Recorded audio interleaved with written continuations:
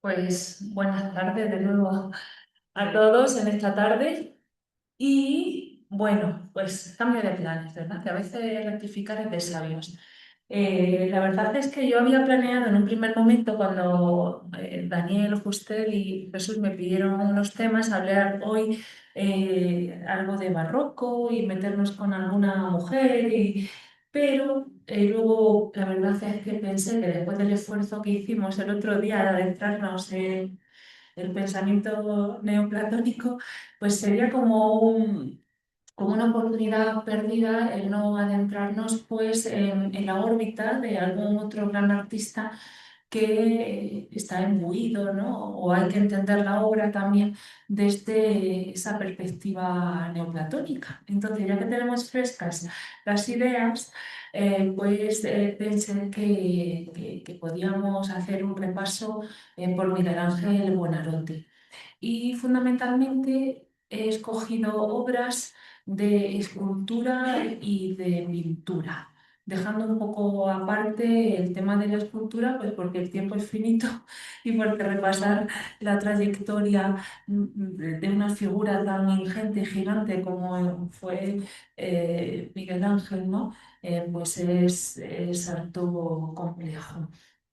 La verdad es que, así como la primera gran idea que les quiero lanzar, es que hablar de Miguel Ángel implica enfrentarse tal vez a dos de las grandes cuestiones de la estética occidental, que por una parte es la relación entre la idea y la relación de la idea con la forma, o lo que es igual, la concepción intelectual del arte versus la realización material de la misma. Su obra no puede entenderse como una búsqueda de una belleza placentera. Ahora hablaremos un poco de lo que es la belleza o el concepto de belleza y de representación artística en el Renacimiento. Pero como digo, la obra de este hombre no la podemos ver desde ahí, ¿no? Desde una representación o desde una serie de representaciones que buscan un ideal clásico, sino más bien, y es de ahí el título que le he puesto yo a esta charla, la podemos entender como una búsqueda, pues muchas veces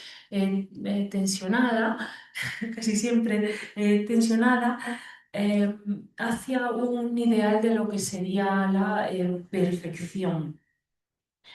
Y vamos a hablar de ese buscar, ¿no? Un ideal perfecto en la obra de Miguel Ángel. Eso sí, antes de comenzar, yo quería situarlos un poco en el marco de por dónde va la representación renacentista, grosso modo, primero en Florencia, pero luego también pues hasta en 1520, que es cuando entendemos que acaba esa fase clasicista, pues bien con la muerte de Rafael o en el 1527 con el saco de Roma, ¿no? Podemos entender que ese clasicismo muere. En fin, yo les quiero decir un poco por dónde va la concepción del arte en esa década. Y para ello quería trasladarle algunas ideas acerca de la mímesis.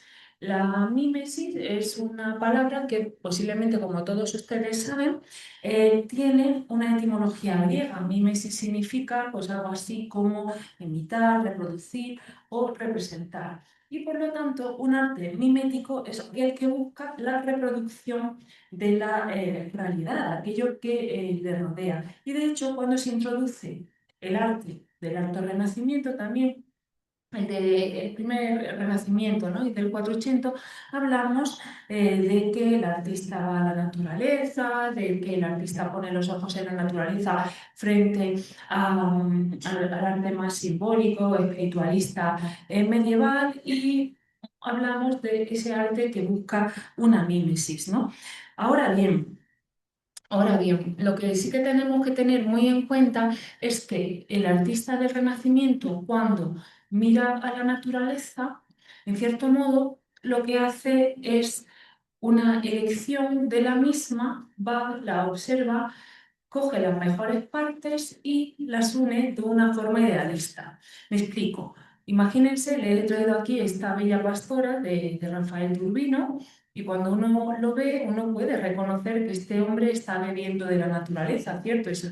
vegetación, el paisaje, la Madonna, los niños, pero ciertamente cuando uno mira la naturaleza, cuando uno mira a su alrededor, nadie ve a esta buena mujer, ¿no? Es una mujer fuertemente idealizada, ¿no? Entonces, la mimesis en este momento, siguiendo la herencia de la antigüedad, se define más bien como un proceso racional de selección, es decir, uno va, selecciona, sí, uno va, selecciona y ¿Te parece que ya estamos? Sí, gracias.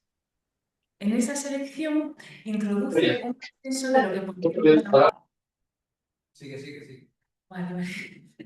Lo que podríamos llamar un proceso de corrección. ¿Cómo corregimos y seleccionamos la naturaleza? Pues a través del concepto de belleza. Mire, bueno, y así conseguimos una representación más elevada y más noble de esa naturaleza. Miren, en este sentido se expresaba Alberto Durero, que entendía que la medida adecuada del arte se debía de buscar en la naturaleza, porque la naturaleza es donde se podemos ver la creación de Dios, pero matizada. Para lograr una bella imagen no la debes tomar de un hombre solo, pues no vive ningún hombre sobre la tierra que reúne en sí la totalidad de la belleza, más que por más hermoso que sea. Entonces, vamos a la naturaleza, metemos un componente de corrección y ese componente de corrección, como les digo, es la belleza. Y el concepto de belleza, sobre todo a partir de Alberti y retomando los conceptos pues, pitagóricos del mundo clásico, vienen a estar vinculados a términos como armonía, que seguro que ustedes han escuchado, proporción, relación correcta entre las partes, es decir, armonías canónicas, o también claridad, el que las cosas sean comprensibles, o por ejemplo el término que Cicerón nos adelantaba del decorum, que no es que sea decoroso, sino que las cosas sirvan para lo que están hechas. Entonces, esta mímesis que realmente está muy relacionada con la mímesis aristotélica. Esto ya no lo decía Aristóteles en la tragedia, pues era algo que además a los seres humanos nos encanta hacer, reproducir cosas desde pequeñitos nos hace aprender. eh, pero nos introduce una idea, ¿no? El arte se puede basar en la naturaleza, podemos ir, mejorarlo, pero Aristóteles, y aquí es la idea a la que quiero que empecemos a reflexionar, el arte también puede introducir el intelecto del creador. Vamos a la naturaleza y introducimos el intelecto. El creador tiene libertad para representar tal cual, representar embelleciendo, representar afeando también, en definitiva, y lo único que le pide Aristóteles al arte, y vamos a ver que en el Renacimiento también se le va a pedir, es que al menos sea verosímil, sea creíble, como esta bella pastora, ¿no? Y si todo esto que le he descrito viene a definir un poco ese horizonte técnico y representativo, ¿no? del Renacimiento, en Miguel Ángel vamos a ver que partiendo de aquí hace un giro de tuerca. Es un artista que va a cuestionar este pensamiento de la mímesis tan establecido, ¿no? Cuestiona esa mímesis certera y se desplaza el magisterio de la naturaleza hacia la preeminencia de la idea. Y es un poco a lo que quiero ir. Cómo este hombre, partiendo del conocimiento neoplatónico, de sus contactos con la Florencia medichea, va a romper con esta estructura de la mímesis. ¿De acuerdo? Ahora bien, Miguel Ángel Buonarroti, genio indiscutible. Genio indiscutible y uso la palabra de genio pues porque desde su juventud y ya en su propia vida es un hombre que se va a entender o que va a ser considerado como un genio. Además, como un genio, y esto que le voy a decir no es baladí, luego lo vamos a ir entendiendo como un genio, es decir, como una persona en la que actúa una fuerza sobrenatural, lo que podríamos denominar en griego un daimon, ¿no? Un duendecillo, un demonio, un espíritu activo que está dentro de este hombre. En su época, además, va a ser conocido como el divino, va a ser un artista bien sabido de todos, absolutamente polifacético, va a escribir poemas, va a ser escultor, pintor, arquitecto, ¿no? Pero sin duda Miguel Ángel es y se considera a sí mismo un escultor. De hecho, él dice, chupé cinceles y martillos con la leche de mi nodriza, en relación a que este hombre va a quedar pronto huérfano de madre y su padre le pondrá una nodriza. Este hombre nace un 6 de marzo de 1474 en la villa de Caprese, muriendo en febrero de 1564. Es un hombre que va a tener una vida larguísima, hijo de un funcionario, algo así como un funcionario de la señoría, ¿no? De Florencia, como un jurista, ¿no? Una especie de abogado, pues era de una buena familia. Bien, como les he dicho, desde muy pronto va a ser un hombre muy apreciado, va a tener una formación en la Florencia, ¿no? De los Medici. Ahora hablaremos un poco de esto, va a trabajar para el papado. Y podemos saber cuán importante y especial fue este hombre, que ya les diré que, igual que ahora se lleva mucho esto de cambiar de opinión, él va a cambiar de opinión bastante, va a ir traicionando a unos y a otros, y eso uno y otro lo van a ir perdonando todo el tiempo, ¿no? Tal vez debido a ese genio. La cuestión es que este hombre en vida va a recibir al menos dos biografías. La primera va a ser la de Giorgio Vasari en el libro sobre la vida de los más ilustres e insignes artistas, que además viene a culminarse esa historia de las vidas con la de Miguel Ángel Buonarroti, que no solo estaba en vida, les diré que tampoco quedó realmente muy contento con lo que Vasari escribió de él, y por eso va a hacer que Ascanio Condivi en 1554, Ascanio Condivi era un pintor y discípulo de él, le haga un segundo libro, ¿no? De su vida, una biografía. Les diré que Vasari en una segunda edición rectificó lo que el gran maestro Miguel Ángel pues, le mandó que quisiera cambiar. Es decir, con esto lo que le estoy diciendo es que tal vez el primer gran libro de historia del arte cierra con la vida de un artista vivo, en este caso Miguel Ángel, considerándolo el padre de la manera moderna y el culmen de la. Ahora bien, vamos a entrar un poco en harina, y ahí me gustaría que recordáramos pues algunas de las cosas que estuvimos viendo el otro día, ¿no?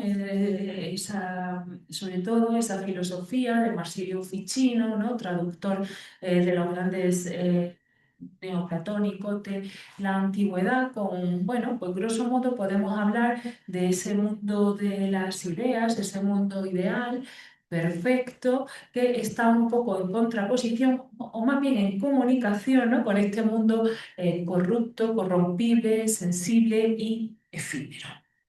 Y partiendo de aquí, les propongo bueno, pues una pequeña reseña por principios del arte de este hombre antes de que entremos a ver obra. Si para Rafael, si para Masaccio o para otros artistas el arte era ir a la naturaleza, conocerlo. Bueno, estoy pensando en un Leonardo, que es que Leonardo, antes que pintor, es un científico. Contacto con la naturaleza es fundamental. De hecho, su interés por la belleza es ninguno, ¿no? Pues este hombre va a entender el arte como lo que él denomina diseño. El diseño, el arte es puro diseño. ¿Y qué es el diseño? Pues miren, este hombre nos dice que la mente es la causa primera del arte y no la naturaleza imitada fielmente. El diseño es la idea, además esto nos lo dice Vasari, ¿no? Vasari nos dice, las artes provienen de la mente, pues la mente es la causa primera del arte y no la naturaleza imitada fielmente. El diseño es una idea que habita en la mente del artista y que su mano realiza. Entonces, el arte parte de la mente del artista, parte de una idea, de un diseño que tiene y no de la naturaleza. El artista puede hacer con ese diseño pues tiene esa libertad. Le diré que en el momento en que situamos el nacimiento del arte en la idea de que habita en la mente del artista, estamos creando el manierismo, que es cuando el arte deja de ser clásico y ya no mira a la naturaleza para mirar los grandes ejemplos de otros artistas, ¿no? Los diseños de otros artistas. Ahora iremos despacito a esa idea. También, y tal vez porque el arte de Miguel Ángel se basa en la representación de una imagen interior que habita en su mente, y ahora veremos de dónde viene la idea, porque dista mucho esta idea de ser pura imaginación, ¿de acuerdo? Tal vez por eso es muy bonito y es muy fácil detectar en Miguel Ángel una continuidad, una vinculación, mejor dicho, que existe en toda su obra. Y toda su obra está, en cierto modo, podríamos decir, atravesada por una idea de violenta tensión, de inquietud. Y nos dice Julio Carlos Argán que está muy vinculada a la idea de muerte, de finitud. Y yo creo de verdad que esto es así. Y eh, creo que también es interesante entender que Miguel Ángel no se siente un decorador del mundo. Él no es un artista que viene a hacer cosas bonitas o a adornar cosas. Él es un artista que trabaja de un modo que yo le he puesto aquí metafísico. Es una persona que se siente en diálogo con verdades profundas. Y cuando tú te sientes en contacto con unas verdades profundas que no son tuyas, pero habitan en ti, que provienen pues de ese contacto del alma, ahora iremos un poco a eso, ¿no? Con el conocimiento de las ideas superiores, y esa idea perfecta habitan en tu alma y tú las conoces, pues tu arte se convierte indisolublemente en un camino hacia el fracaso. Y dirán, ¿cómo esta mujer está diciendo que no? Yo no le digo que este hombre, su arte fracasara, ni muchísimo menos, pero sí que es una lucha constante y violenta en la búsqueda de una perfección, porque en el momento en que tú estás intentando representar ideas perfectas en este mundo y en la materia, surge una pugna, la pugna entre la verdad, la luz y la oscuridad y la materia, ¿no? Y en esa pugna es desde donde podemos leer sus pasiones, desde donde podemos leer también la expresividad de su arte, su carácter, su perfeccionismo, ¿no? Aunque tampoco debemos de desestimar el sentido el ego de Miguel Ángel, sobre todo en la primera etapa de su vida. Eh, Como el arte no nace de la naturaleza y nace de la idea, y él se sabe un gran artista, también va a tener una obra harto variada. Va a ser el gran pintor del cuerpo humano, el gran escultor del cuerpo humano, pero me refiero al gran pintor del cuerpo humano porque no habrá posición anatómica o física que él no haga, ¿de acuerdo? No habrá en arquitectura orden que él no rompa o ingenio arquitectónico nuevo que él no busque. De hecho, es el padre no solo del manierismo, sino yo creo que también podemos hablar que es el padre del barroco. Como les he dicho, es un artista integral, tiene una obra absolutamente conectada y pues es un artista a dos tiempos, a dos tiempos. Tartakiewicz en su manual sobre estética de Miguel Ángel nos lo define como uno de los padres del clasicismo y como uno de los padres del barroco. Y yo creo que ciertamente este hombre lleva razón. Y ya les he adelantado algo de las ideas, de que el arte nace del diseño, y también les he adelantado de que me estaba situando en el contexto del neoplatonismo. Y es así. ¿Qué influencias son de pensamiento y teóricas las que tenemos en la vida de este hombre? Pues miren, la primera que yo creo que tenemos que resaltar es sin duda la de Marsilio Ficino, con la teoría platónica y luego adoptada por él del Eros. Entendamos que este hombre se va a formar en el contexto medicheo y va a conocer todo este tipo de planteamientos que están, ¿no?, rondando, ¿no?, en el aire de la Florencia del momento. Por supuesto, en la educación de este hombre va a estar las lecturas de Dante y de Petrarca, y en una última etapa de su vida creo que tenemos que citar a la figura de Victoria Colonna, sobre todo en el contexto de Roma de la década de los 30 y de los 40. Victoria Colonna va a ser una mujer, bueno, noble de la familia de los Colonna, con una corte humanística a su alrededor. Va a ser una figura central también dentro de la renovación espiritual de esa Roma post-trientina, con ideas vinculadas, por ejemplo, a, bueno, pues a esa, como les digo, a esa reforma religiosa a través de la lectura personal de la Biblia, el cultivar una piedad íntima, o también adoptando ciertas posturas hasta bueno, que podían ser bastante peliagudas en el momento, como la justificación de la fe, ¿no?, algo protestante, de una forma moderada. De hecho, en la corte de Victoria Colonna se van a refugiar algunos predicadores reformistas del momento. Miguel Ángel va a tener una relación, además epistolar, muy rica con Victoria Colonna, y esta y la espiritualidad de esta, en un momento ya de madurez del artista, le va a hacer cambiar algunas ideas que se las voy a ir adaptando.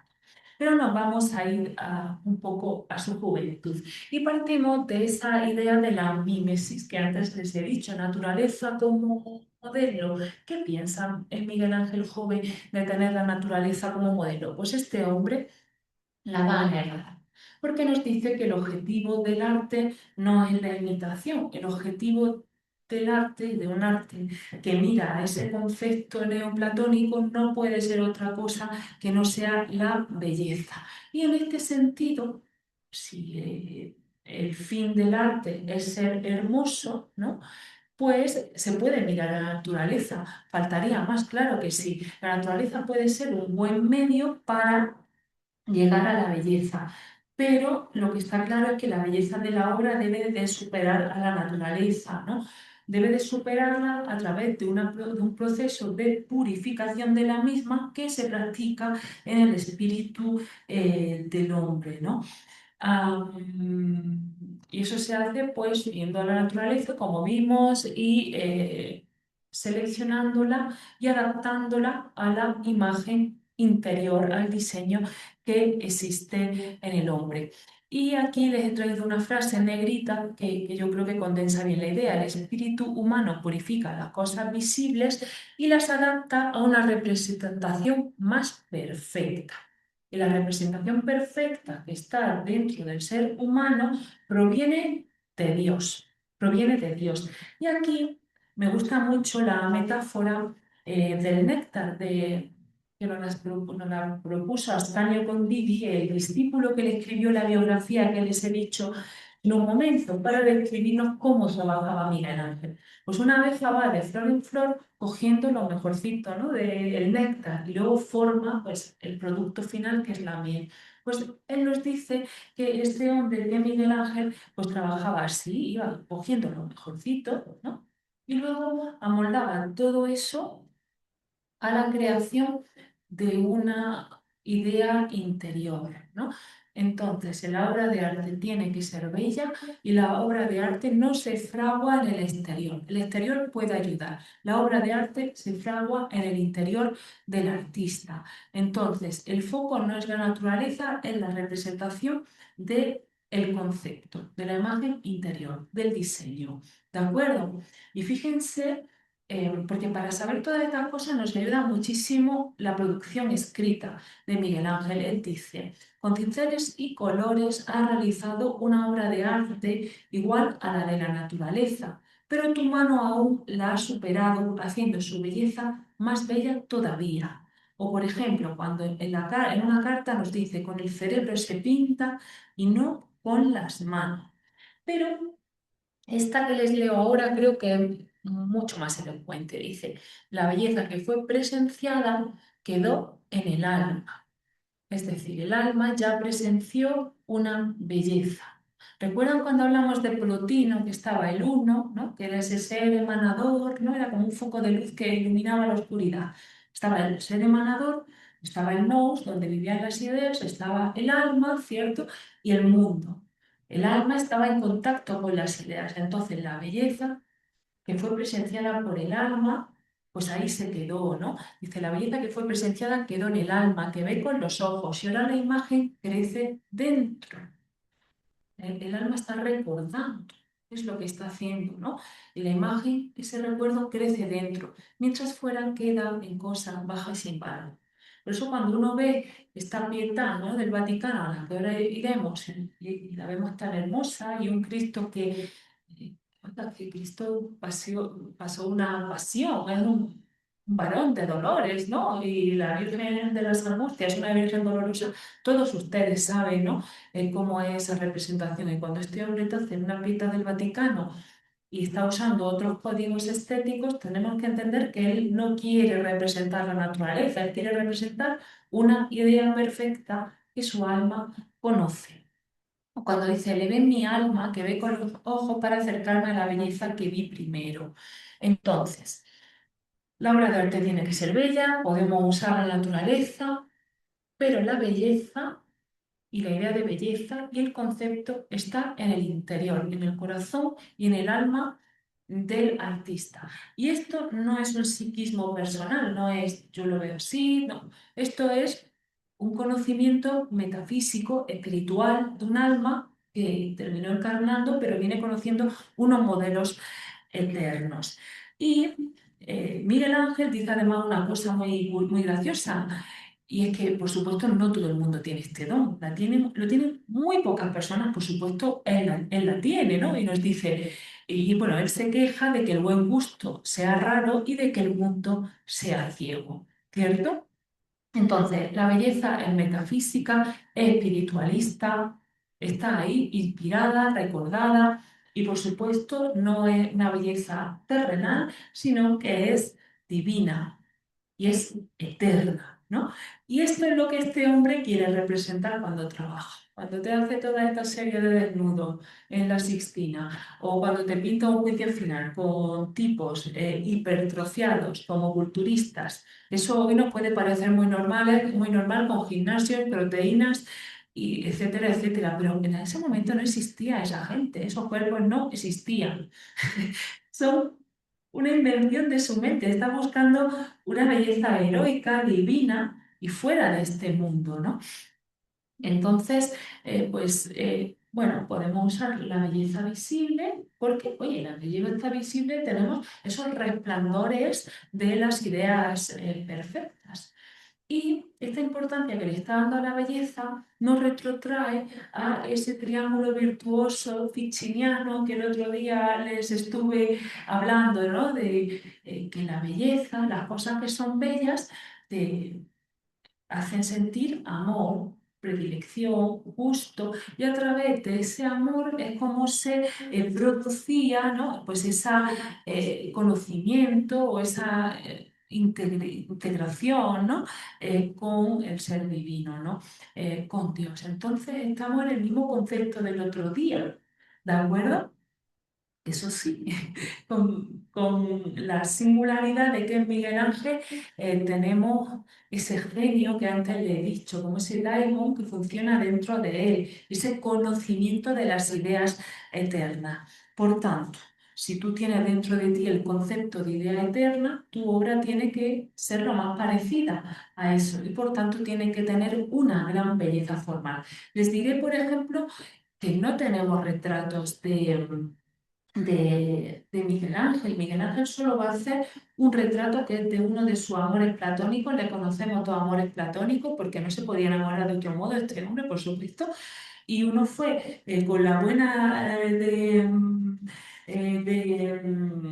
Victoria Colonna y otro fue con Tommaso Cavalieri, con el que también tuvo correspondencia, pues solo hizo un retrato de este chico, porque cualquier cosa que fuera a representar un ser vivo era algo que este hombre pues aborrecía. ¿De acuerdo? Hasta aquí creo que, no sé si me siguen, espero que me sigan porque partimos un poco del magisterio del otro día. Y luego también creo que es muy interesante conocer cómo él está trabajando, otro punto, ¿no?, fuerte de cómo él trabaja, que es lo que los historiadores del arte denominamos el descubrimiento de las formas. Entonces, las ideas preexisten, cierta gente muy eh, especial como él, pues tienen el privilegio de conocer la idea, ¿cierto? Pero este hombre, además de esto, nos dice que en la materia preexisten eh, las formas de la mente. Nos habla, ¿no?, que el artista no puede tener una concepción que antes no estuviera dentro del mármol, dentro de la forma. Y de ahí, no sé si han escuchado ustedes la famosísima, que ciertamente no sé si es cierto o no, pero es una anécdota que circula de que el bueno de Miguel Ángel vio el bloque aquel de tercera, porque era un mármol terrible, el del David, y vio aquel mármol alargado y él entendió que el David estaba allí y lo que hizo fue quitar la piedra y sacarlo. Em, Esto que les estoy diciendo realmente forma parte de la filosofía aristotélica que nos habla del ser en acto y el ser en potencia de Aristóteles.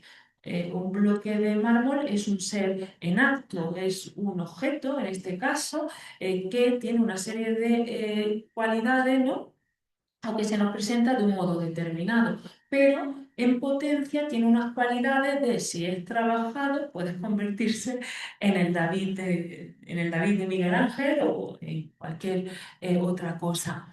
Es tal vez por por esta teoría, ¿no?, del descubrimiento de las formas, que además Miguel Ángel se considera escultor y entiende que la escultura es la más perfecta de las artes, porque la escultura quita materia, quita lo malo, la materia, y no la pone. Uno pinta poniendo materia, ¿cierto? Entonces, para él, esa depuración formal de la escultura pues la hace un arte mucho más interesante. Y aquí, bueno, pues le he puesto un poco como el proceso, todo esto que le estoy contando, este es como el esquemita, cómo es el proceso de creación de este hombre, ¿no? El artista tiene la inspiración, la recuerda, la recibe, la conoce y es divina, es de Dios, eso no es tu imaginación. Entonces tiene su concepto, la idea, la ejecuta llevando, ¿no?, infundiendo a la materia pues, la idea, el espíritu vivo, quita del bloque la materia que sobra, lo superfluo, y así va descubriendo pues, la forma inspirada. En este sentido, la idea entonces es una mediadora entre lo terrestre y lo celeste. ¿Se ha entendido más o menos? Más o menos, vale. Entonces, el concepto de belleza de este hombre es el clásico o el que se adopta en el Renacimiento de belleza como proporción, como armonía, como... Pues no, es que eso a él le parece algo absolutamente superfluo. ¿Qué piensa él, por ejemplo, pues de todos esos métodos científicos, matemáticos, pues, por ejemplo, la perspectiva cónica o todas estas cosas que están, ¿no?, en el arte del momento, que se entendían como indispensables para crear buenas obras de arte? Pues él decía que era pura pérdida de tiempo, porque el arte no iba de lo que esta otra gente proponía, sino de el descubrir en la materia o llevar a la materia pues una idea eterna. Y en el momento en que tú no sigues una serie de reglas Y te decían, si sigues estas reglas tendrás una buena obra de arte. En el momento en que tú no necesitas ir a la naturaleza a hacer una obra de arte, ¿qué sucede? Pues sucede la libertad artística y la evolución ingente que va a darse en la obra de este hombre. ¿Por qué? Pues porque frente a criterios objetivos de belleza, él va a trabajar con su intelecto, ¿no? Y con sus propias formas de expresión artística. Y esto es el contexto de casi toda o de toda su obra de arte. Pero sí que es verdad que tenemos que llegar pues eso, a la década de los 30. Piensen que este hombre nace en una época de muchísima crisis. Nace en el 75, va a haber la huida de los Medici, la invasión francesa, el ascenso al poder de Savonarola, va a haber la crisis protestante y va a vivir Trento. Y al final de su vida va a hacer ciertos ajustes. Eso sí, él te dirá, yo no me contradigo. Yo no me contradigo, ¿no? Y un poco sí que es verdad. Vamos a ver un cambio en su arte muy grande, pero la esencia es la misma. El fondo no cambia, pero la forma sí. Y lo que va a cambiar va a ser, en cierto modo, la supeditación del concepto de belleza, ¿vale? Bueno, pues es que no quiero hablar de una crisis religiosa porque no creo que este hombre tuviera una crisis religiosa. Tal vez a un fervor religioso de un hombre que ve que se acerca su muerte. De hecho, él le escribe a Victoria Colonna y le dice, pintura y escultura ya no me satisfacen. Mi alma se vuelve ahora hacia el amor divino. Y este hombre, en esa vuelta hacia el amor divino, en el que además va a entender que todas esas disquisiciones que ha tenido sobre arte, ¿no? Lo sabemos por su correspondencia, en cierto modo estaban como muy enfocadas en hacerlo a él sentir bien, va a vivir en su obra, podríamos llamar una desvalorización de la materia frente al concepto de idea. El concepto de idea va a hacerse aún más fuerte. Y en ese hacerse más fuerte la idea, se va a dar cuenta hasta cierto punto que ese triángulo virtuoso que decíamos, belleza, amor, divinidad, pues en esa ecuación el concepto de belleza cada vez tiene menos trascendencia y le importa menos, porque se da cuenta que la belleza realmente es efímera. La belleza en este mundo es efímera, no es permanente y comienza a desconfiar de la belleza formal en favor de un acceso más directo a lo divino. Es como hago para saltarme este paso, ¿de acuerdo? Entonces su arte va a comenzar a vivir una tendencia que hay quien, bueno, hay quien la tilda como mística, en favor de alejarse de la belleza sensible, que era una de las partes de esa teoría del Eros, y por influencia de Victoria Colonna, el Eros comienza a transformarse en el caritas, ¿no? En la caridad, en el amor. Ahora ya no es la belleza, es como a través del amor yo llego a Dios, ¿no?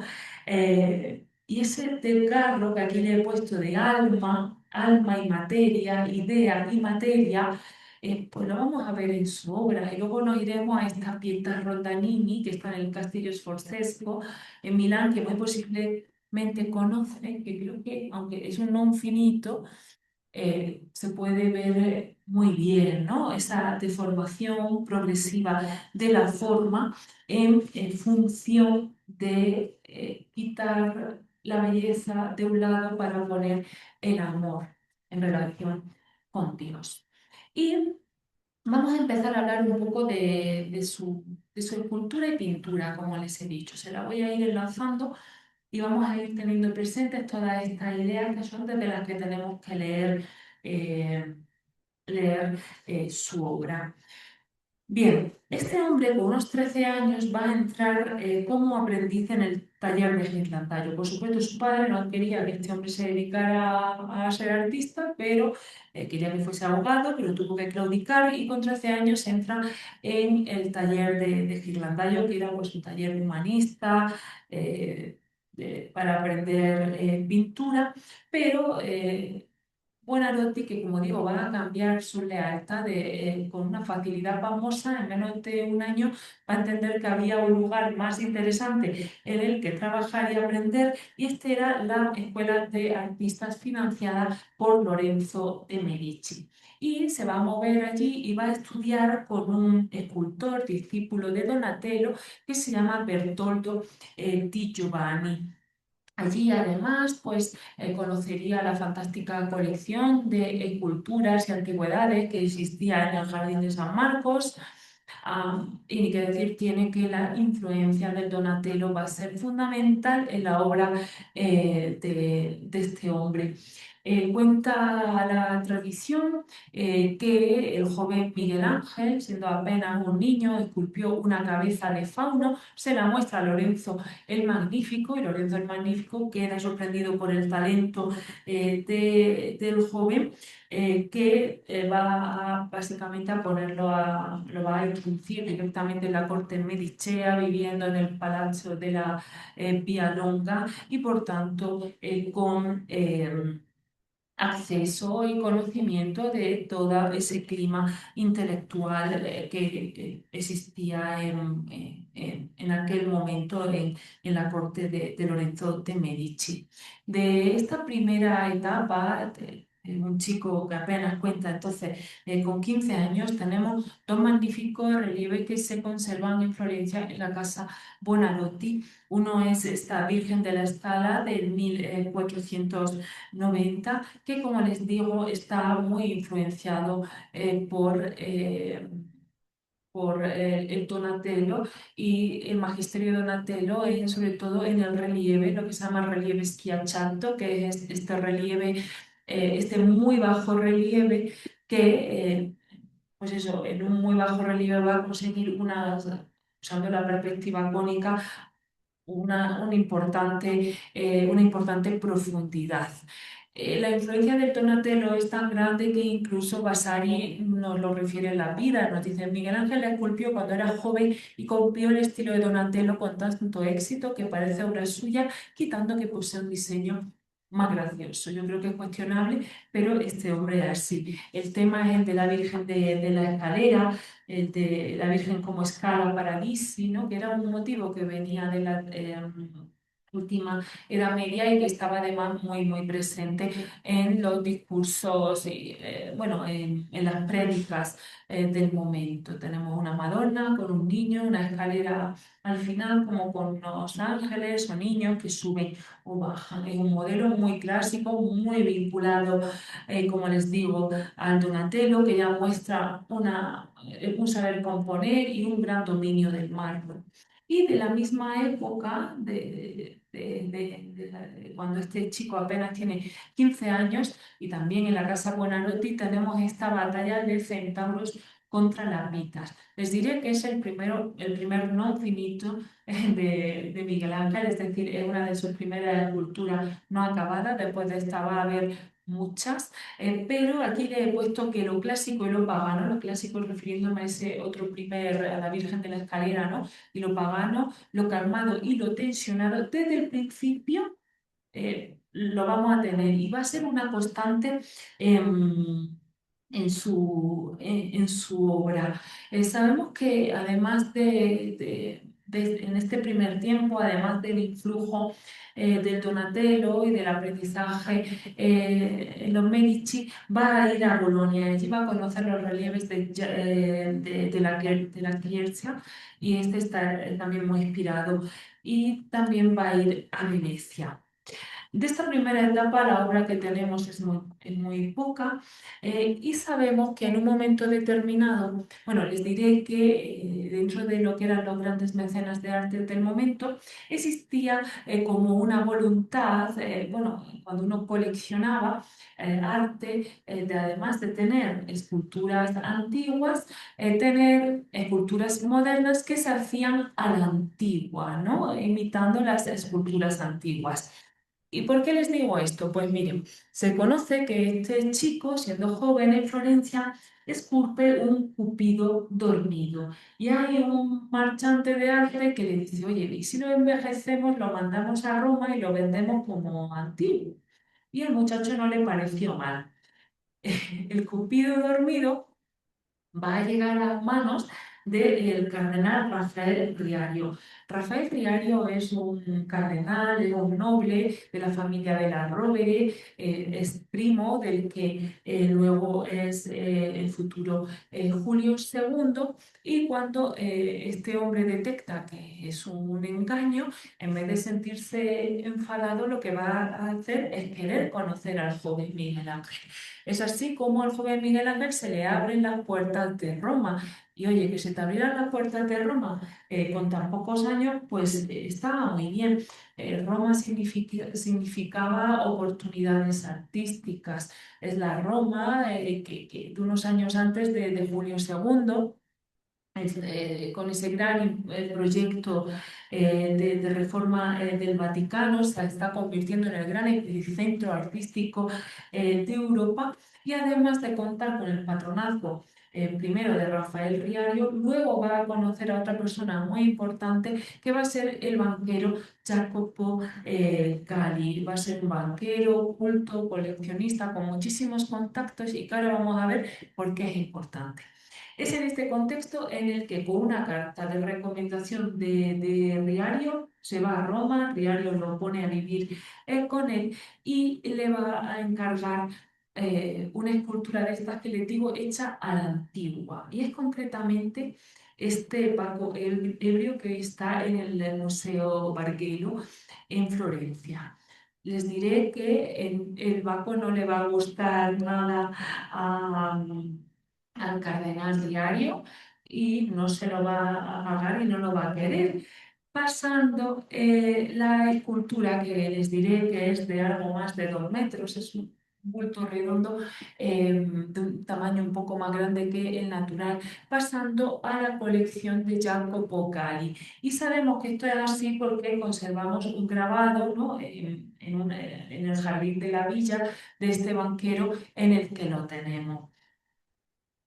Esta obra pues, es una obra de juventud, pero magnífica, en la que el joven Miguel Ángel está haciendo lo que tiene que hacer, copiar a los antiguos. Concretamente está tomando los modelos de Praxíteles. Praxíteles, ustedes saben, toma esos modelos de los dioses del Olimpo y los baja al mundo, ¿no? A las Venus las mete en una toilette, ¿no? En un aseo, y al joven y poderosísimo Apolo lo pone a mirar lagartos y hacer lo prefigura siempre como adolescente. Pero oiga, este hombre va mucho más allá que Praxíteles, porque no es que te baje el vago al mundo, es que te lo pone casi que tropezando por su borrachera, ¿no? Se lo trae a lo cotidiano, pero restándole en cierto modo todo equilibrio clásico. Desde muy pronto este chico está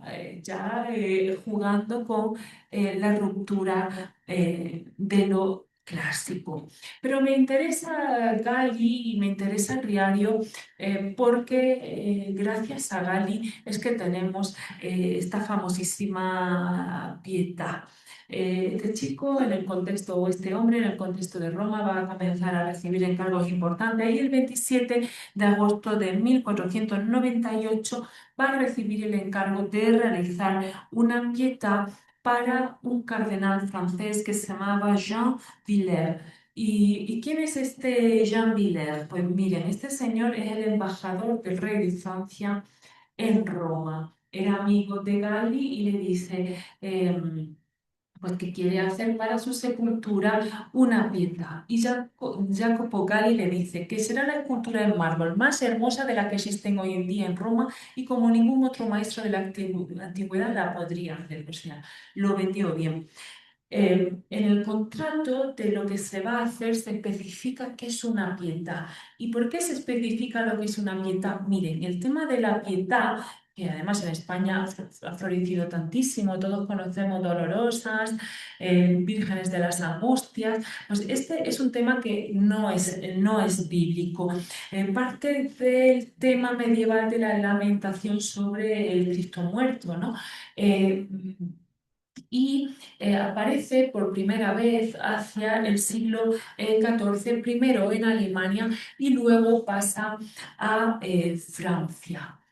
Y claro, Jean Villiers conoce el tema por Francia. En Italia apenas hay pietas, entonces él va a recibir un encargo que se le va a describir qué es lo que tiene que hacer. En cierto modo es el gran introductor del tema de la pietà, no solo en el Renacimiento, sino en lo que es la órbita mediterránea. Bien, pues este hombre en un bloque de mármol con apenas que tiene 20, no tiene aún 25 años en este momento, hace esta auténtica obra maravillosa, profundamente clásica. Y cuando vemos la pietà, yo creo que el rasgo que siempre percibimos es el de la belleza. Pero ¿por qué es bello un tema que es de esta extremada suavidad, clasicismo, falta de dramatismo, serenidad, el modelo clásico por antonomasia? Pues tenemos que leerlo desde la ejecución, desde la idea, no desde la realidad, todo esto que le he estado hablando al principio. Y de hecho, esta representación fue cuestionada en su momento. Miguel Ángel, cuando acaba esta pietà, va a ser criticado porque la Virgen es de más joven que el hijo, ¿no? Y porque está la figura, en cierto modo, demasiado calmada. Y él viene a decir que no había otro modo de evidenciar la pureza eterna y virginidad de la Madre de Dios. La pureza eterna. Él está representando una idea en la que la Virgen funciona casi como un altar, no como una madre dolorosa, sino como un ara, ¿no? En el que te ofrece a su hijo inmolado, que es una redención. Él está representando dos ideas. No te está representando a un señor fustigado, flagelado y crucificado y a una madre en llanto. De hecho, apenas se va a recrear en el costado, es lo único que le pone. Por supuesto, esta va a ser una obra cumbre, lo va a elevar, lo va a hacer, lo va a consagrar como un gran artista y nos dice Vasari, es una obra a la que ningún artífice excelente podrá añadir nada en dibujo ni en gracia, ni por mucho que se fatiguen en fortaleza, en poder de finura, tersura y cincelado del mármol. Tanto le gusta que es una obra que él va a firmar. Es tal vez la única obra firmada por Miguel Ángel. Aquí les he puesto un poco, pues estas ideas que ya les he adelantado, no quiero tampoco entrar, ¿no? Pero un poco cómo podemos ver ese neoplatonismo, pues en la realización del cuerpo que nos lleva a lo divino, ¿no? Esos cuerpos perfectos, sin corrupción, sin violencia, sin edad, son ideas eternas, la serenidad frente al pathos, ¿no? O también una unidad compositiva triangular que es muy típica en el Alto Renacimiento, pero que nos habla de una metáfora ontológica, en cierto modo, una materia tomada. Bueno, les diré que esto estuvo en la iglesia de Santa Petronela en la sepultura del cardenal francés, pero que en 1519 se considera una obra tan excepcional que va a pasar al interior de San Pedro. Y creo que ustedes posiblemente sí que vivieran en el 72, yo no había nacido todavía, pero esta obra pues, fue tristemente agredida, martillazo, pues, por un señor perturbado, ¿no? Que decía, yo soy Jesucristo y he regresado de la muerte. Y cogió un martillo y la destrozó y bueno, afortunadamente pues, pudo restaurarse. Como les digo, esta obra va a suponer la consagración del artista. Y el artista en 1501, después de haber hecho esta magnífica escultura, este grupo, vuelve a Florencia.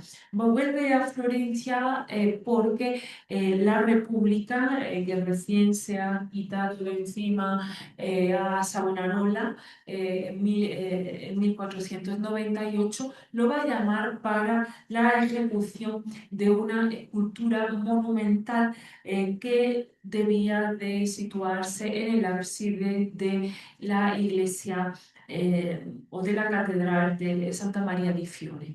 No obstante, les he traído esta preciosísima Madonna de Brujas porque, bueno, es una Madonna que se hace en esta época, algo más desconocida, porque ya a principios del siglo XVI, en 1506, se instala en la iglesia de Nuestra Señora de Brujas y allí les diré que Durero va a conocer esta escultura antes de ir a Italia.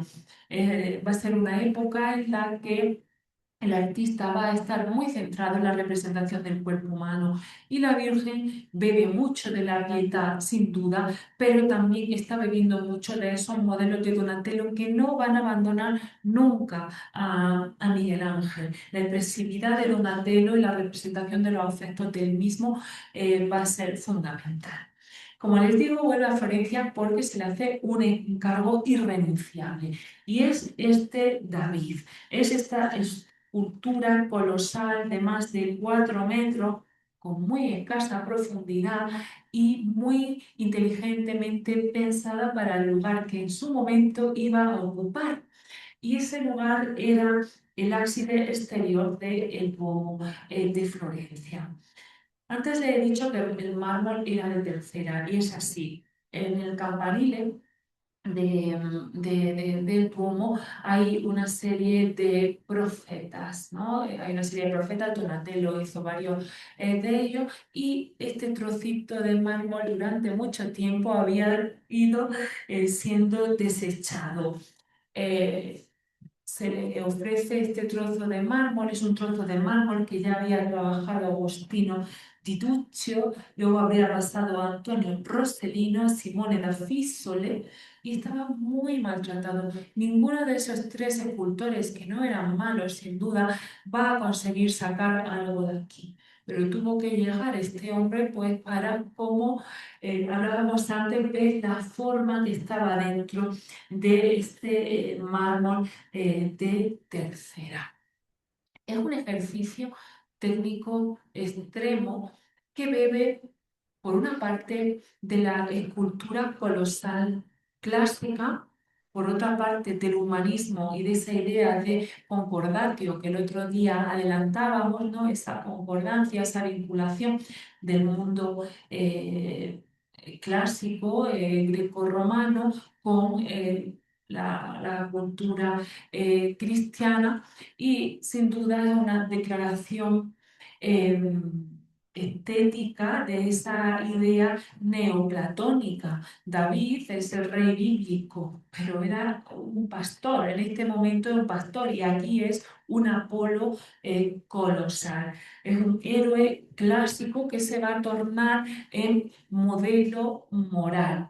Les diré que cuando acaba la escultura, pues eh, te va a pensar que es excesiva para el lugar en el que se tenía que colocar, y se va a hacer algo así como una comisión en la que estaba el Botticelli, por cierto, para saber qué se hace con la escultura. Y se piensa que la escultura se va a llevar a la plaza de Palazzo Vecchio, ¿no? Donde está la señoría, que ya estaba allí la Judith y Holofernes del Donatello, como un símbolo de la República Florentina. Se tardó 5 días en subir la escultura y por el camino recibió algunas que otras pedradas por indecente. Por eso le ponen a un David, pues como Dios lo trajo al mundo, que ya lo había hecho antes el Donatello, ¿no?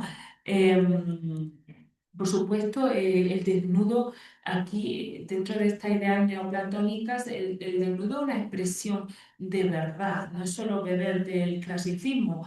Estamos hablando de crear una idea perfecta y todo lo que se han añadido, ropa, etcétera, por supuesto, sobraba.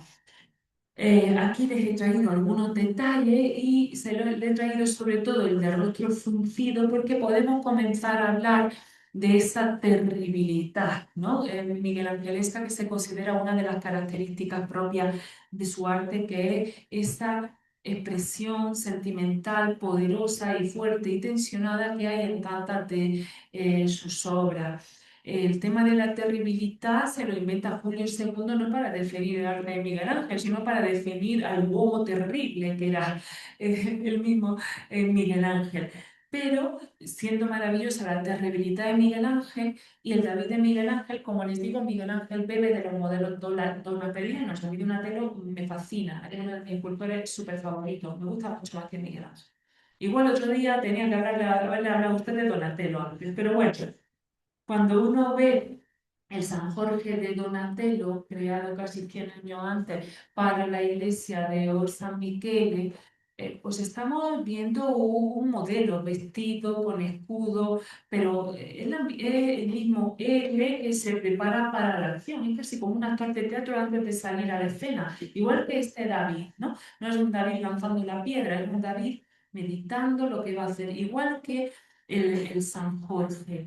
Y fíjense en el rostro del San Jorge, ¿no? El rostro del San Jorge también está meditando, también frunce el ceño y les diré que también funciona como una representación de la virtus ciudadana florentina, son como símbolos sociales, son símbolos políticos. En esta época florentina también podemos documentar la primera pintura de Miguel Ángel. Miguel Ángel, aunque lo conocemos por su maravillosa pintura, debemos de decir que pinta muy poco. Pintó muy poco, lo que pasa es que lo que pintó fue muy alucinante, ¿cierto? Y aquí tenemos el Tondo Doni.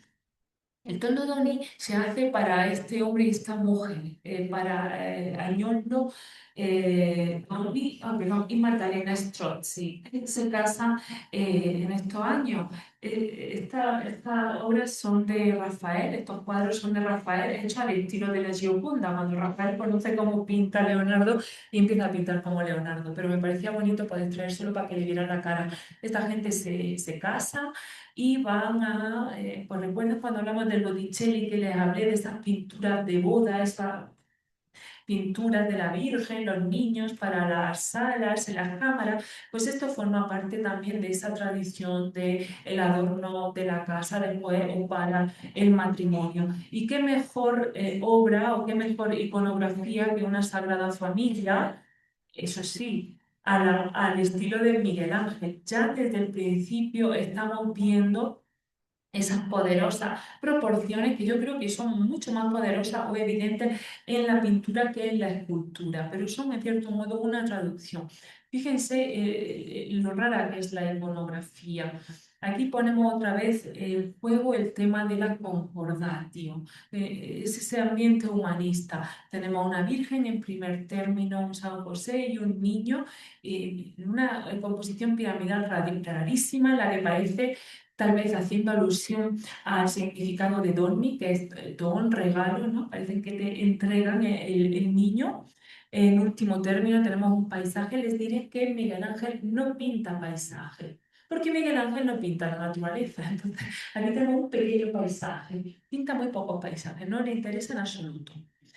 Y hay un montón de desnudos al estilo clásico y entre medias un niño que se reconoce como San Juan Bautista, ese que clama en el desierto antes, ¿no? Yo soy el que clama en el desierto antes del Mesías, ¿no? Nos está haciendo como esa historia de la redención vinculando la historia cristiana con la historia clásica. Está haciéndolo incluso en un cuadrito de boda privado para que vean ustedes un poco el clima culto del momento.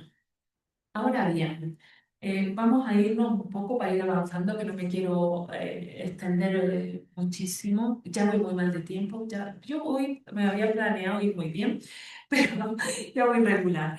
En fin, pero nos vamos a la madurez del artista y nos vamos a su segunda estancia en Roma, que va de 1505 a 1503. Este hombre va a recibir un gran, lo que él va a entender que es el gran encargo de su carrera, que es el encargo papal, el encargo de la tumba de Julio II, la realización de su sepulcro para la basílica la nueva basílica del Vaticano. ¿Recuerdan ustedes que Julio II manda derribar la basílica paleocristiana y encarga a Bramante la ejecución del nuevo Vaticano? La verdad es que Miguel Ángel en Florencia comenzó a no sentirse bien. La República Florentina, que lo había llamado para hacer ese magnífico David, le va a encargar la ejecución de una serie de obras de murallas. Y bueno, Miguel Ángel va a terminar a malas con ellos, trinca el dinero y se va. Y no pasa nada, luego vuelve y lo perdona, porque a él se le perdonó casi todo, ¿no? No ejecutó la obra, pero él se fue, lo llama Julio II, y si uno era el bombe terrible, yo no quiero pensar cómo era Julio II, que tuvo la feliz idea de plantear la ejecución de una tumba monumental, una tumba de cámara con estructura piramidal de 3 cuerpos. Aquí le he traído pues un poco un esquema de esa hipotética tumba que nunca llegó a realizarse, y la cámara sepulcral, que era ovalada, estaba en el centro. Estaba sin duda inspirado en el mausoleo de Halicarnaso, ¿no? Con su estructura piramidal, o sea, quería ser algo así como la octava maravilla del mundo, al modo del mausoleo. Y no solo la tumba era monumental y elocuente, ¿no? Sino que esta tumba en un primer momento debía de situarse encima de la tumba de San Pedro, es decir, en el centro de la basílica. Entonces, hoy en vez de ir y encontrarnos el fantástico baldaquino, si esto se hubiese hecho, nos habríamos encontrado la tumba de Julio II. No estaríamos visitando a Pedro, estaríamos visitando a Julio II. El personaje, como les digo, era curioso. No obstante, esto para el escultor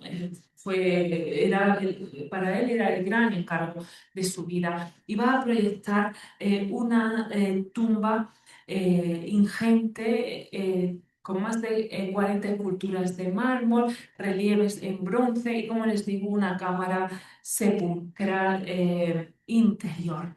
Pero la verdad es que la tumba se solapa en varias etapas, porque estuvo 40 años trabajando en la tumba. Pero yo se la voy a concentrar aquí en lo que el mismo Miguel Ángel denominó la tragedia de la tumba. Em, no solo por lo complejo que fue el proyecto, sino pues por todas las vicisitudes que el proyecto va a vivir. Este hombre comienza el proyecto de la tumba, se va un año entero a las canteras de Carrara a escoger el mármol, y cuando llega con el mármol, que el mármol no estaba pagado todavía, se encuentra que Julio II no solo no lo recibe, o sea, que lo ignora. Entonces él se va a sentir profundamente ultrajado y se va de Roma. Se va de Roma y un año después, en el 1507, presionado y coaccionado por el Papa, va a acceder a verlo en Bolonia. Y le va a decir que, ok, puede seguir con la tumba, pero que le tiene que pintar la Capilla Sixtina. Este hombre pinta la Capilla Sixtina porque quiere hacer la tumba. ¿Por qué Julio II decide no hacer la tumba, demorar la tumba?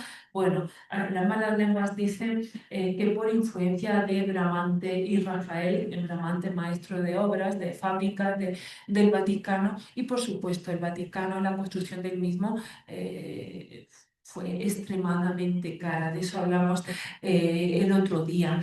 En definitiva, este hombre puso la atención en la ejecución de la basílica y fue demorando o dejando la ejecución de la tumba poco a poco. De hecho, Julio II muere en 1513 y no es hasta 1513 que este hombre, Miguel Ángel, no va a poder continuar y ya no va a poder continuar con ese proyecto mastodóntico. La tumba va a ir progresivamente achicándose, aminorándose. Los descendientes de Julio II van a, pues bueno, no le van a dar la relevancia a la tumba. Y como les digo, va a haber 40 años de tumba, 40 años de tumba. Y no los vamos a ver, pero sí que quiero que vean en qué se quedó el nuevo mausoleo de Halicarnaso en el centro del corazón de la cristiandad. Pues miren, se quedó en una tumba adosada a la pared que se encuentra en una iglesia un poco secundaria, que es San Pietro in Vincoli, que es la iglesia de los de la Rovere. Julio II era un papa de la Rovere, y en el que únicamente, fíjense dónde estaba antes el Moisés, ¿no? Era, bueno, esto ya es una tumba muy achicada, ¿de acuerdo? Pero iba enfrente de un San Pablo. San Pablo representa, pues, una de las grandes figuras del Nuevo Testamento, frente al Moisés, una de las grandes figuras del antiguo. Bueno, pues finalmente se quedó en el famosísimo Moisés, y en dos esculturas todos los esclavos que se hicieron, todas las esculturas quedaron fuera del proyecto, y son obras como que son de Miguel Ángel, pero con mucha mano de discípulos, que son Raquel y Lía, como una alegoría de la vida activa y la vida contemplativa. Y bueno, pues, ¿qué cultura iban a estar ahí y no estuvieron? Pues bueno, les he traído algunos de los esclavos.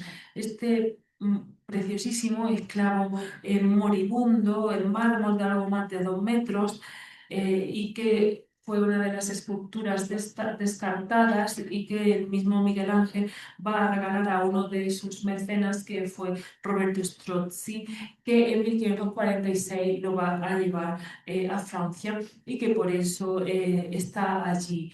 ¿Qué tenemos aquí? Bueno, pues por supuesto, influjo del arte helenístico. Piensen ustedes que unos años antes ha aparecido en Laoconte, y este hombre además es que estuvo inspeccionando esta obra para que pasara a la colección de Julio II, a las colecciones vaticanas. ¿Qué simbolizaban estos esclavos? Pues es muy difícil de saber. Hay quien piensa que son las provincias sometidas por el poder de los estados pontificios con Julio II a la cabeza. Sea como fuere, el desnudo, la posición clásica, la belleza de esta obra no va a pasar inadvertida. Y les he traído, no sé si conocen este fantástico San Sebastián de Diego de Siloé. Este verano está el de Barbadillo de los Herreros. Este verano estaba expuesto en la Catedral de Burgos. Es una cosa espectacular esta esculturita. Diego de Siloé, uno de los grandes maestros del Renacimiento español, cuando va a Roma y ve estas cosas, pues viene haciéndolas, viene en cierto modo eh, haciéndolas. Y como contraposición al dormido les he traído este esclavo rebelde, que trata de liberarse, como la forma o la materia o la idea, perdón, se intenta liberar de la forma. Y mucho, bueno, esto es una maravilla, pero a mí en particular, cuando uno va a la galería de la Academia de Florencia y tomas aquella sala y al fondo está el David y la gente solo ve el David y tiene esto alrededor, pues me parecía que era importante traerlo, ¿no? Que son todas estas esculturas no finitas, no terminadas, que deja el maestro, y que tienen la particularidad de que podemos muy bien ver cómo fue ese proceso creativo y ese descubrimiento de la forma del que antes hablábamos, ¿no? Cómo va sacando la idea, la forma que él tiene en la cabeza de la materia, ese ser en acto y ese ser en potencia. Aquí le he traído algunas, son especialmente emocionantes, ¿no? Cuando uno está allí. Pero bueno, tal vez de todo lo que hizo en esa primera fase con esas obras tan espectaculares, la más conocida y la más notable es este Moisés del 1513, es una escultura intensamente, físicamente intensa, ¿no?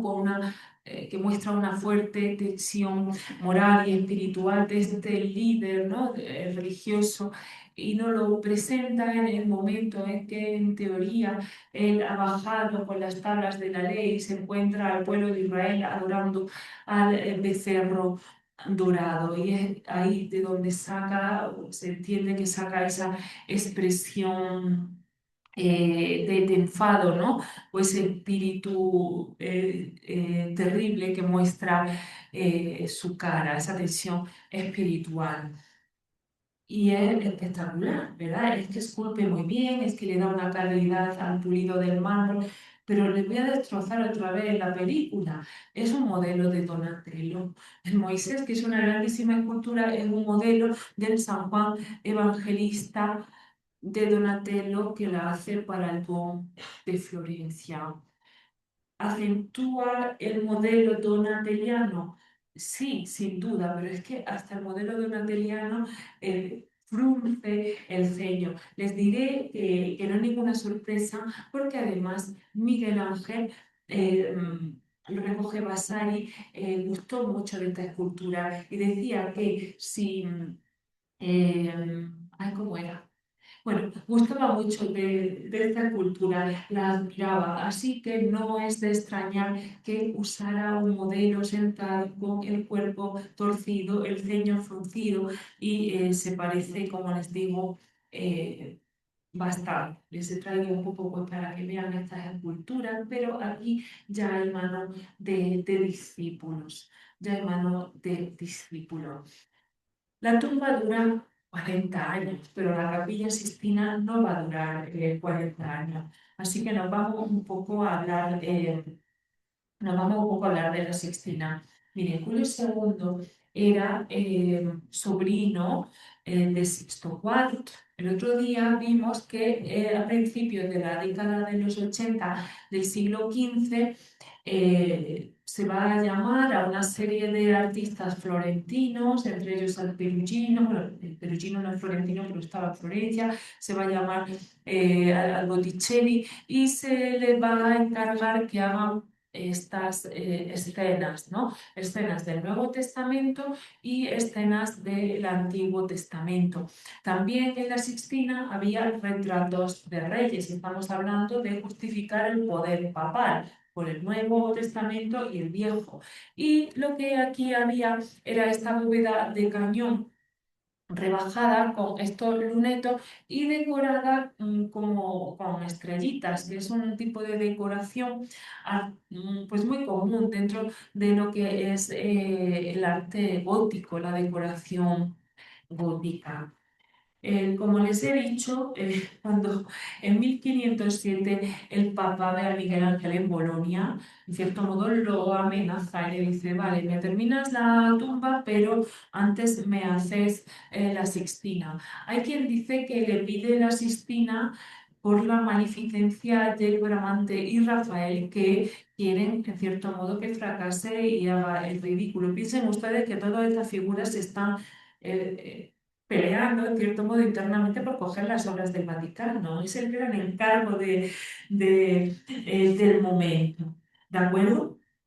Entonces, este hombre va a aceptar pintar ese techo y este techo tenía que consistir en 343, la ejecución de 343 imágenes, que ahora veremos un poco qué son, que sabiendo nosotros bien lo que son, les diré que iconológicamente, es decir, el significado de lo que hay en realidad se nos escapa bastante, porque esto no es un programa que defina el Miguel Ángel. A Miguel Ángel le da un programa que él va a ser libre de ejecutar como buenamente quiera. Bueno, aquí he traído alguna información más, pero aquí, bueno, eh, sobre este programa, que ahora les diré lo que es, me gusta lo que dice Alexander Rauch, que nos dice, bueno, porque aquí lo que tenemos es una vinculación de la genealogía de Cristo, del Génesis, del Antiguo Testamento, con aspectos paganos como sibilas, desnudos, ¿no? La inclusión de elementos paganos. Y Rauch nos dice, yo creo que es acertado y por eso lo traigo, ¿no? Que es un modo de vincular esta Roma papal, ¿no? Este nuevo proyecto de la Roma papal como una Roma imperial. Es una Roma papal que salva, que ha salvado a la Roma imperial, ¿no? Es una glorificación también del papado, pues obviamente a través de la antigüedad, ¿no? Eh, Se pasa de un caos inicial a una experiencia mesiánica. Am, bueno, nos dice Vasari que es una realización personal que entre las difíciles y bella es bellísima y dificilísima. Les diré que Miguel Ángel comienza a pintar esto con ayuda, pero como nadie tenía, o sea, cuando tú estás pintando ideas reveladas o recordadas de otro plano y tienes que trabajar con los demás, difícilmente la gente va a conocer la idea perfecta, pues terminas trabajando solo, que es lo que buenamente hizo. Entonces, era una bóveda de cañón con lunetos. Y este hombre lo que va a hacer es montar un falso, con pintura, como un falso entramado arquitectónico en el que va a ir situando las figuras y esto le va a dar bastante lógica y va a organizar la lectura de los temas. ¿Qué es lo que vamos a tener en los lunetos? Que son pues estas partes rectangulares, que como digo las va a adornar con pintura para eh, pues hacerlas más llamativas y pues para crear ese espacio hasta cierto punto ilusionista. Pues miren, en los lunetos y también en las cuatro pechinas que aquí se han cortado, a ver si las tenemos, son estas, aquí, esta y estas. Pues este hombre lo que va a poner son los antepasados de Cristo, va a pintar a los antepasados de Cristo. Luego en los campos centrales, que son estos, que son los más conocidos, los que posiblemente todos ustedes han visto, ahí va a poner escenas del Génesis. Se va a narrar desde las primeras de la separación de la luz de las tinieblas llegando pues a Noé, a las historias de Noé con su sacrificio, el diluvio y la embriaguez de Noé. Y luego, como ustedes ven, en torno a las ideas, al Génesis, ¿no? Las escenas principales, aquí entre los lunetos y las escenas principales, vamos a ver una serie de profetas y sibilas. Y entre unos y otros hay como unos medallones, no sé si llegan a verlo, con unos chicos monísimos desnudos que son los ignudis, ¿no? Entonces, bueno, aquí tienen un poco los temas, pero son los que les he dicho. Y, eh, y aquí creo que se puede ver un poco mejor. ¿Qué cosas interesantes a nivel pictórico y artístico tenemos aquí? Pues ya lo hemos visto un poco en ese Tondodoni. Es un pintor que realmente es un escultor, entonces esculpe como pinta, pinta como esculpe, ¿no? Esos cuerpos fornidos, volumétricos, con anatomía hipertrofiadas, y aquí yo retomo esta idea que antes le apunté, son cuerpos que no existen en la realidad de entonces no existían, son cuerpos ideales, son ideas mentales de este hombre. Por supuesto, la importancia del dibujo. Es un artista de pintura lineal, con unos colores vivos, brillantes. Les diré que la Sixtina se restaura de 1900, de los años 80, se termina de restaurar en el 92. Siempre se pensó que la pintura de Miguel Ángel no era una pintura colorida y viva, tal vez por esa contaminación, esos humos. Hoy sabemos que no es así. Cuando se quita se quitó la suciedad, pudimos apreciar cómo es. Hoy lo tenemos como un gran colorista, ¿de acuerdo? En esta pintura el hombre es el protagonista de todo. No hay paisaje. Y cuando hay paisaje, al principio hizo alguna muestra de hacer paisaje y se dio cuenta que no podía hacerlo. Miren, la Sixtina se empieza a pintar desde la parte de Noé. Aquí tenemos a Dios Padre separando la luz de las tinieblas. Aquí tenemos la embriaguez de Noé. Cuando este tipo empieza a pintar y pinta, pues como una pintura de historia, porque ahí hay bastantes personajes, se da cuenta que desde abajo no se aprecia bien. Fíjense aquí que si el diluvio no se aprecia bien. Entonces, ¿qué hace? Va a ir depurando progresivamente hasta llegar a una pintura esencial. Esencial, no necesita más para narrar una historia. Es el aprendizaje que le va a dar también a él el tiempo, ¿no? Y porque la va a pensar, obviamente, para ser vista eh, desde abajo. Dentro de esas maravillosas pinturas espectaculares que todos conocemos, pues tenemos, por ejemplo, esta creación de Adán. Fíjese lo que le he dicho, no un pintor de paisajes, es un pintor de ideas esenciales. Pinta no mirando a la naturaleza, pinta su cabeza, lo que hay en su cabeza, la inspiración divina de su cabeza, cómo él entiende que las cosas son por esa inspiración. Fíjense, esta imagen es anterior a la otra. Pues aquí sí que, bueno, pues para contar la historia te tienen que poner algunos, pero tampoco hay paisaje, hay alguna cosa que sitúa la historia. Fíjense cómo trabaja, ¿no? En el bien, el color de los cuerpos, la belleza de los mismos, la belleza de esta Eva, ¿no? Y cómo el mal, todo el juego este neoplatónico de luz, sombra, bien, mal, ¿no? Cómo parece, o sea, los afea necesariamente, ¿no? Por el pecado o cómo estas últimas figuras suponen una depuración y una potencia narrativa tan brutal, ¿no? Que es la creación de los astros y las plantas y la separación de la tierra y el agua.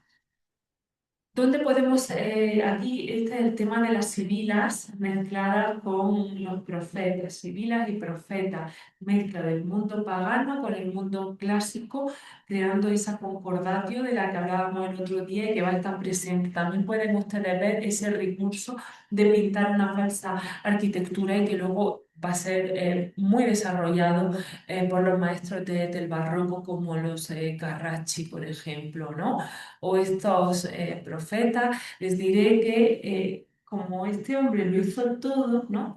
Porque duró mucho, lo hizo muy mayor y lo hizo todo, para aprender a pintar un buen cuerpo humano había que ir a ver a Miguel Ángel.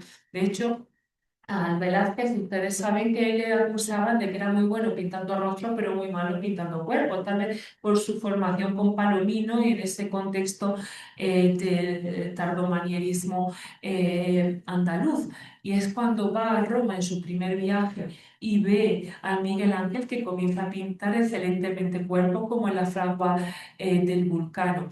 También les he puesto aquí que es el maestro del cambiante. Y es que ahora tenemos afortunadamente pinturas, tubos de pintura, pero el tipo cuando estaba a 18 metros de altura pintando esto, y hay que preparar los pigmentos, pues igual no tienes pigmento. Y fíjense ustedes, esto es antes de la restauración de este profeta Daniel y después de la restauración para que lo aprecien, como este manto que era verde, pues hay que sacarle una luz y lo que hace es pintarla amarilla. Es una técnica que se llama encambiante, que nace en cierto modo de la imaginación que te puede dar en un momento determinado la escasez. 4 años pintando en un andamio de 18 metros, completamente solo, peleándose con el Papa cada 2 por 3. En más de una ocasión que él vio que posiblemente iba a perder la posibilidad de hacer la tumba. Esta obra se inaugura en la festividad de Todos los Santos de 1512 y pocos días antes le escribe Miguel Ángel a su hermano. Os comunico que no tengo un céntimo y que prácticamente estoy descalzo y desnudo y no puedo recibir el resto de mi paga hasta que no haya terminado la obra y tengo que soportar las mayores privaciones y miserias. En la medida que podáis, no tomáis de mi dinero. En todo caso, pondré todo de mi parte para celebrar con vos todos los santos si Dios quiere. Miguel Ángel, escultor en Roma. Tal vez la obra más potente de la pintura del siglo la hace un tipo que firma como escultor, porque él es escultor y él quiere esculpir. Y hace esto porque tiene que salir del paso. Y nos vamos ya casi a las últimas etapas y nos vamos a Florencia, una Florencia que ya no es república, que pasa a formar parte de los estados papales y que queda en manos del Papa León X. El Papa León X es hijo de Lorenzo de Medici y de su pariente Giulio de Medici, que no es otro que el futuro Clemente VII, el del Sacco di Roma. Estos lo van a llamar a Florencia con un gran proyecto que es la finalización de la Basílica de San Lorenzo, la Basílica de los Medici, que ya Brunelleschi la había reformado, pero que se había quedado, como ustedes ven, sin fachada. Van a querer además hacer la sacristía nueva, que está frente a la sacristía vieja de Brunelleschi, y aquí van a pedirle hacer lo que era la biblioteca mediceo-laurentiana, que luego pues acabó siguiendo los planos y proyectos de Miguel Ángel. No me quiero extender en la arquitectura, como le he dicho, pero bueno, tenemos la sacristía vieja del Brunelleschi y esta es la nueva que se va a inspirar ciertamente en la del 480. Eh, a nivel arquitectónico hace como hace con la pintura y la escultura, una reformulación de esos elementos clásicos llevados a otro lugar, ¿no? Una reelaboración de los mismos, creando una arquitectura tensionada, dramática, con muchísimo ritmo, muy, muy espectacular.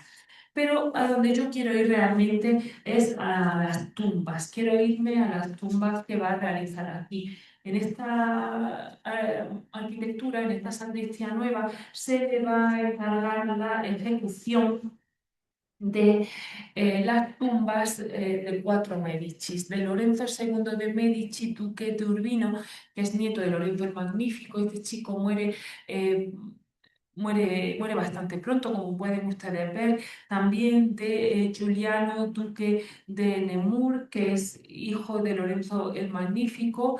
Estos dos son dos Medici que podríamos llamar menores frente a Lorenzo el Magnífico y a Giuliano de Medici, que se quedaron sin tumbas, porque solo comenzó dos de las tumbas, las dos de estos Medicis menores. ¿Qué es lo que tenemos aquí?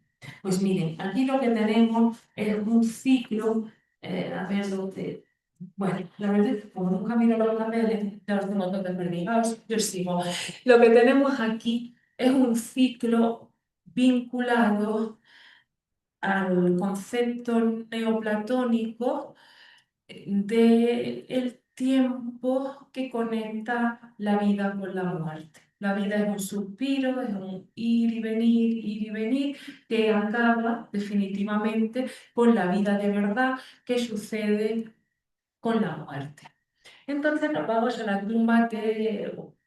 La otra tumba la hizo primero, pero nos vamos a ir a la de Giuliano de Medici porque la acabó un poco más.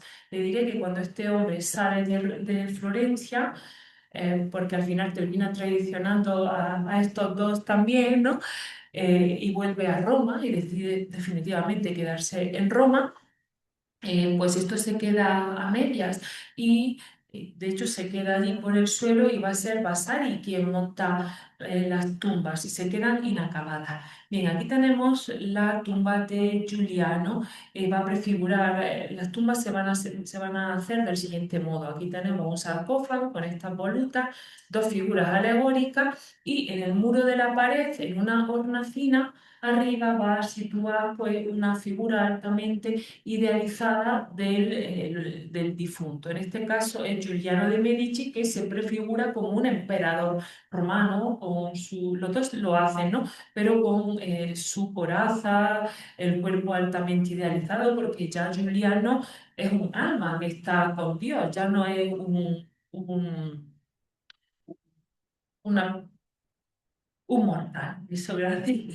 Y aquí lo que va a poner son las figuras, dos figuras alegóricas de la noche, representada como mujer y el día. Y claro, pues el ciclo de noche y día, termina al final en la muerte. Y es un... Les he traído, bueno, está sin acabar, esta está un poco más acabada, y vamos a verla, lo que hay aquí. Miren, ella es la figura de la noche, tiene la estrella en el pelo. Por supuesto, estos desnudos están inspiradísimos en las pinturas que ella ha realizado en el techo de la Sistina. La noche se acompaña, como pueden ustedes ver, de una máscara. La máscara es la materia, es la vida irreal que tenemos aquí. Una vez que te desencarnas, que mueres, pues queda el cuerpo, queda la máscara. Y aquí tiene un búho o un cuervo de la noche, ¿no? Que significa, pues eso, la muerte que siempre está al acecho. Y la muerte, perdón, y la noche pisa a la dormidera, que es el himno, ¿no? El sueño, la muerte y el tránsito hacia arriba son como tres cosas conectadas. Él está bebiendo del Fedón de Platón, pero también de la Teogonía de Hesiodo, que nos dice que la noche parió a himnos y a Thanatos y a la muerte. Y dice en un soneto: veo en tu hermoso rostro, mi Señor, algo que mal se encuentra en esta vida, el alma de la carne aún vestida. Él está escribiendo de estas cosas. Aquí tenemos al día, que está sin terminar, muy inspirado en la Sixtina, pero él también está bebiendo de los modelos clásicos. Lo que tenemos es el torso Belvedere de Apolonio de Atenas, sin duda, en esta eh, configuración anatómica. Y aquí tenemos la tumba de Lorenzo II de Medici, que invierte un poco la figura porque lo que tenemos es prefigurado como hombre el ocaso, el atardecer, y prefigurado como mujer el amanecer o la aurora. Esto, como les digo, se queda sin terminar. Los rostros están apenas esbozados en el caso de él, y nos faltan elementos que sabemos que estaban para leerlo, para leerlo. Ascanio Condivi, en la biografía de Miguel Ángel, nos dice: y para significar el tiempo planeó hacer un ratón, habiendo dejado un trozo de mármol sobre la obra que no llevó a cabo posteriormente porque se lo impidieron las circunstancias, porque ese pequeño animal roe y consume incesantemente, al igual que el tiempo lo devora todo. Entonces, todo el programa iba en torno al ciclo vida, muerte y vida verdadera, que es sin duda el morir, ¿no? Y de nuevo las influencias de la cultura, sobre todo helenística, la potencia helenística está en la obra de Miguel Ángel, en los cuerpos, en la anatomía, en la idealización de los duques, ¿no? Le he traído algunos detalles y me voy a ir a sus años finales de Roma. Recuerdo que antes, cuando le propuse la idea estética, les dije: hay un cambio más hacia la espiritualidad, empezando poco y progresivamente a quitar de la ecuación el concepto de belleza en favor del concepto de amor.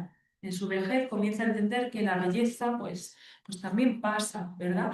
Y vamos a ver una obra, sobre todo en pintura altamente tensionada, con un vigor brutal, ¿no? Y con una violencia, yo les diría, estética grande, ¿no? Por esa tensión.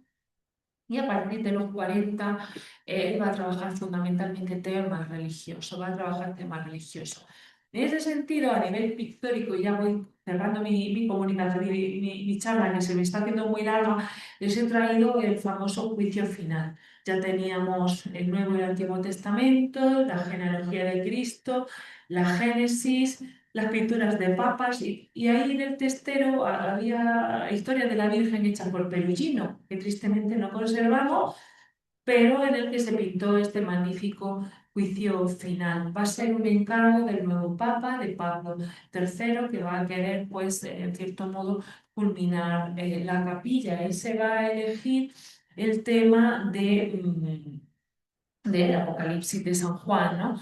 El juicio final. Y fíjense, si en la bóveda crea esas falsas arquitecturas que nos ayudan a leer muy bien la obra, lo que hay ahí, aquí lo que nos plantea es un único campo visual abigarrado, es como una vorágine circular, ¿no? Como va de dentro hacia arriba. Partan del centro, que es Cristo justiciero, en majestad, ¿no? Y es como una espiral, todo se mueve a partir de ahí, ¿no? Como les digo, en el centro vamos a leerlo un poco para que sepamos qué hay. En el centro tenemos a Cristo juez, ¿no? Es un Cristo terrible. Y su madre, medio asustada, la Virgen María, a un ladito. Están aquí. Luego tenemos en esta parte alta a los ángeles que portan los elementos de la pasión, concretamente la cruz y la columna de la flagelación junto con la corona de espinas. Tenemos, pues, arriba, en torno a Cristo, ángeles, santos, profetas y mártires. Muchos de ellos van con su elementos iconográficos para que los conozcamos. Pues miren, Santa Bárbara con la rueda, San Lorenzo con la parrilla, ¿no? Luego tenemos una serie de ángeles trompeteros que son los que van hacia el mundo anunciando la Apocalipsis. En el lado izquierdo tenemos a los ángeles con la carne resucitando, subiendo las almas, y los demonios bajando a las almas con esta barca de Caronte, y por supuesto los infiernos. Aquí les he traído. Esta es una de las obras más neoplatónicas, porque nada en la Tierra se parece a esto. Paisaje ninguno. No sé si pueden enlazarlo, es que no quiero extenderme en exceso. Le he traído algunos detalles. Hay quien ve, ¿no? En el pellejo de San Bartolomé un autorretrato de este Miguel Ángel. Aquí tenemos todos estos magníficos desnudos. Les diré que muchos están vestidos y tienen trapitos que los tapan, porque esto, cuando se hace al par de años, es tremendo, y todo el tema del decoro, la decencia, va a ser muy importante. De hecho, que esto haya llegado, aunque sea maltratado con los trapitos de Dani de Volterra, que les tapa sus partes nobles, porque en la resurrección de la carne resucitaremos gloriosos, ¿no? Y el cuerpo glorioso para Miguel Ángel es un cuerpo desnudo y anatómicamente extremo y potente, ¿no? También vemos un color saturado, no natural. Este ya no es el color brillante que hemos visto en el Doni y en el techo, una luz irreal. Este hombre aquí está inventando el manierismo, porque no pinta de la naturaleza, pinta de su cabeza. Y para cerrar, les voy a hablar únicamente, antes les he dicho que va a haber un giro hacia obras fundamentalmente religiosas. Y le he traído dos obras pues, porque me gustan mucho. Y una es esta, que es la Pietà del Duomo, o la Pietà Bandini, que hoy está en el Museo del Duomo de Florencia. Este hombre hace esta Pietà estando en Roma, pues porque quiere que sea la escultura de su tumba. Sin embargo, pues finalmente se enterró en Florencia y se entierra en Santa Croce con una tumba de Vasari.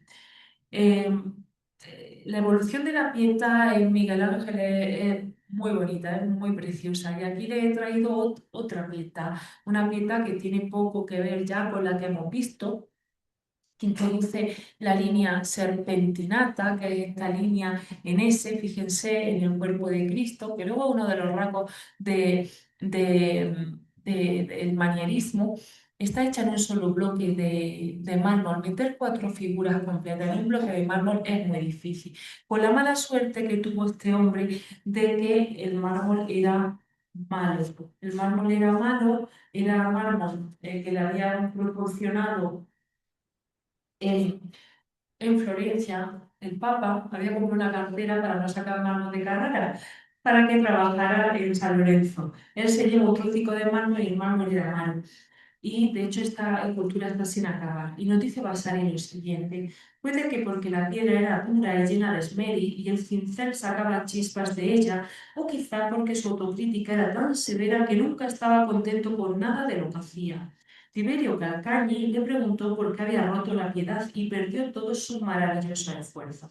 Miguel Ángel respondió que una de las razones era porque su criado le había importunado con sus sermones diarios para que la terminara, y otra porque se había roto una pieza del brazo de la Virgen. Y todo esto dijo, así como otras desgracias, incluyendo el descubrimiento de una grieta en el mármol, la habían hecho odiar, la otra había perdido la paciencia y la había roto.